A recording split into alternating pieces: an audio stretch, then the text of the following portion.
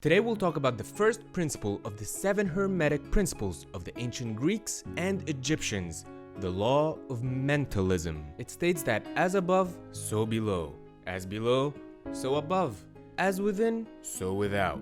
As without, so within. Well, what does that really mean to us? It means that everything that we see manifested around us in the physical world has started once as a thought. Subsequently, if we adjust the way we think, everything that we see around us will start to change. Take a look at the picture of this tree with its reflection in the water of the lake. You may respond to me that in this metaphor, the actual tree is the original and the thought is the reflection in the water. And I'll tell you, it's actually the reverse of that. The thought in your mind and my mind are the actual tree, and the manifestation of this thought is what we see in the water, and it's distorted by the ripples because it's a different form of life, which means that everything that you think of is perceived as a lesser resolution version by the world due to the basic level precision that happens in physical life. So you may be thinking that's all fun in theory. How can I apply it to benefit my life now? Let me tell you that that's a great question. I have 2 suggestions for you. What we should do first is monitor our thoughts, become aware of them. We cannot change something that we don't know exists. According to the National Science Foundation, the average person has from 12,000 to 60,000 thoughts per day. 80% of those thoughts are negative, and 95% of those 80% are repetitive. There's nothing new about them. Once you become aware of them, you just won 50% of the battle. And here's a pro tip for you. Every time you catch a negative thought entering your mind,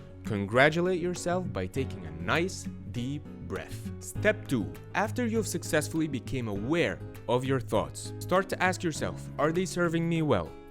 If they aren't, now it's time to adjust them so they serve you and the people you love better. And the simplest way to do that is to literally recite to yourself, since this habitual thought is not serving me well, I'm learning to adjust it so it serves me and the people whom I love better. As simple as that. Peace, my friend.